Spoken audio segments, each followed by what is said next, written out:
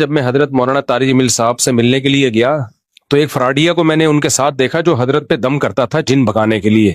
سمجھ رہے ہو؟ ہمارے اکابر، ہمارے علماء یہ عاملوں کے آگے آگے ڈھیر ہو جاتے ہیں.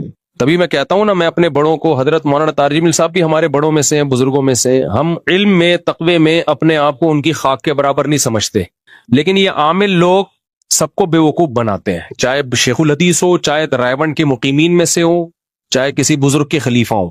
یہ عاملوں کا منجن ہر جگہ بکتا ہے، سمجھتے ہو؟ تو ایک پھلترو کی طرح چپکا رہتا تھا مولانا طارق جمیل صاحب کے ساتھ. میں نے پوچھا یہ پھلترو کون ہے؟ انہوں نے کہا کہ یہ حضرت پہ دم کرتا ہے. حضرت کو وہم ہو گیا تھا مجھ پہ کسی نے کچھ کیا ہے، اور یہ ہمارے اکثر علماء کو وہم ہوتا ہے، اور ان کے پاس ایک ہی دلیل ہوتی ہے کہ جب نبی پہ جادو ہوا تھا تو ہم پہ کیوں نہیں ہو سکتا. امکان کی دنیا تو بہت وسیع ہے.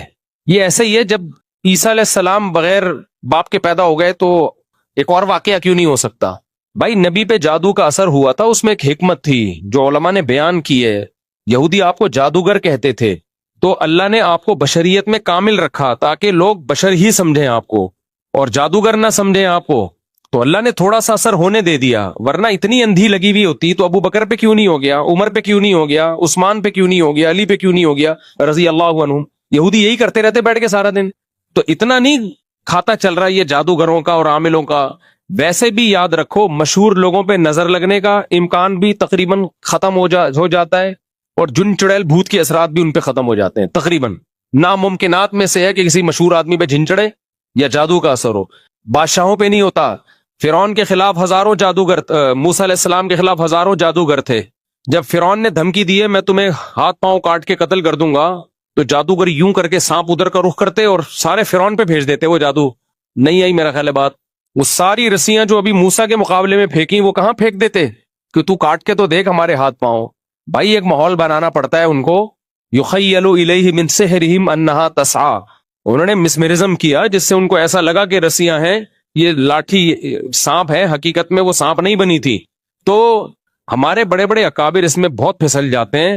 میرے شیخ حضرت مفتی رشید احمد صاحب اس پہ بہت بولا کرتے تھے، اور میں نے تو زندگی گزاری ہے ان عاملوں کو جتنا میں جانتا ہوں. یہ سارے ان کے چہروں کی رونق پہ مت جایا کرو.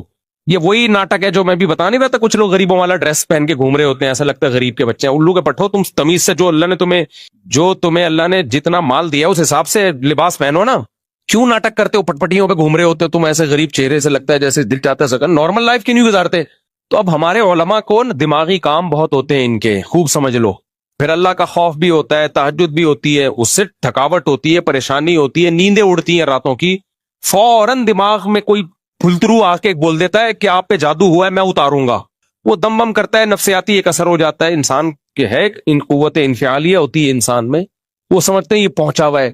پھر ان کی باتیں نہ سر نہ پیر ان عاملوں کی. وہ ایسی الٹی اوٹ پٹانگ باتیں کرتے ہیں. ہمارے اکابر سمجھتے ہیں کہ پہنچا ہوا نہیں ہے، بلکہ کو بہت ہی زیادہ پہنچا ہوا ہے کہ ہماری بھی سمجھ میں نہیں آ رہا کیا کہہ رہا ہے، یہ اتنا پہنچا ہوا ہے. تو میں حضرت کی خدمت میں گیا تھا چند سال پہلے، شاید میری پہلی ملاقات تھی. تو میں نے ایک پھلترو دیکھا. دوبارہ گیا تو بھی بعد میں پتا چلا پھلترو ہے. پہلی دفعہ میں تھوڑی پتا چلتا ہے، پہلی دفعہ میں تو ہوتا شاید ویسے ہی بیٹھا ہو. پھر ویڈیو میں دیکھا چپکا ہوا جا رہا ہے. میں نے کہا یہ ہے کون؟ کسی نے بتایا حضرت کا جن اتارتا ہے. میں نے ان کے اسسٹنٹ کو، شاگرد تھا کوئی، میں نے کہا حضرت کو پیغام پہنچا دو خدا کے لیے اس پھلترو کو ہٹائیں. یہ آپ پہ کوئی جن نہیں ہے، کوئی چڑیل، کوئی بھوت نہیں ہے. آپ اتنے بڑے آدمی ہو تو یہ ہٹائیں اپنے آپ سے. لیکن حضرت کو تھا کہ شاید کوئی پہنچا ہوا. اس پھلترو نے اتنا کیش کرایا ہے مولانا طارق جمیل صاحب کو. اب تو چونکہ بات لیک آؤٹ ہو گئی ہے نا، نعیم بٹ صاحب نے کر دی ہے لیک آؤٹ، تو پھلترو کو چاہیے اب الجھے نعیم بٹ صاحب سے. انہوں نے لیک کر دیا. اللہ کا بڑا فضل ہے، بہادری والا کام خاندانی کر دیا. میں نام نہیں لینا چاہتا تھا کہ اسپیسیفک لوگوں کا نام لے کے ان کی بات کرنا بلا وجہ کی دشمنی ہے. کوئی ایک پھلترو ہو تو آدمی نام بھی لینا.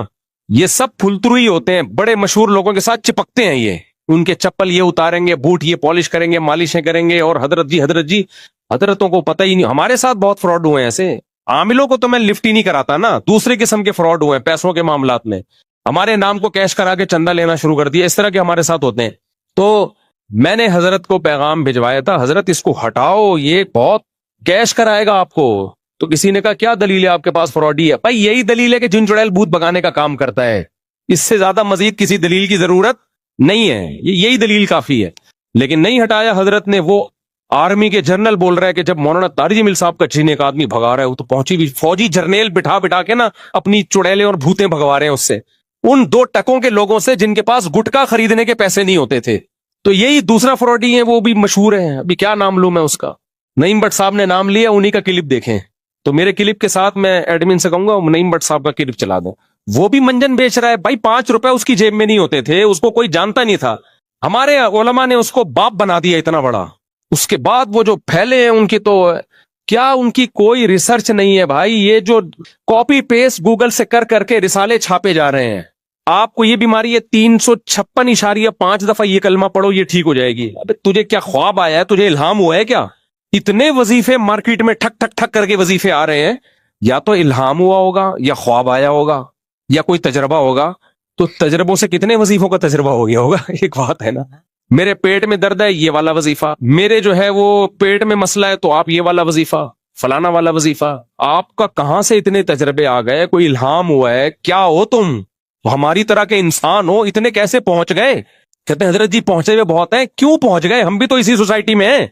ठीक है, हम बहुत नेक नहीं हैं, हम नहीं कहते हम बहुत नेक हैं, लेकिन इतने बुरे भी नहीं है यार, हम नहीं पहुंचे। और ये 2 दिन में पता नहीं एक सी परवाजों पे परवाजें तय करके क्या खा रहे हो तुम? कुछ और खाते हो तुम, रोजाना जमजम पीते हो, क्या ख्याल है? वही पानी पीते हो ना नलकों का जो हम पीते हैं। थोड़ी बहुत कोताहियां हम में भी हैं, तुम में भी होंगी, हमसे भी गलतियां होती हैं, हम अल्लाह से तौबा इस्तिगफार करते हैं, तुमसे भी होती होगी, या तुम कोई दूध के धुले हुए हो।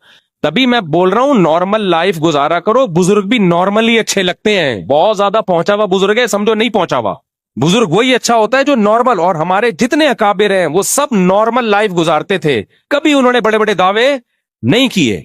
मौलाना शरफ अली थानवी रहमतुल्लाह अलैह की सीरत उठा के देखो, ऐसी खानदानी उनकी तहरीरें हैं।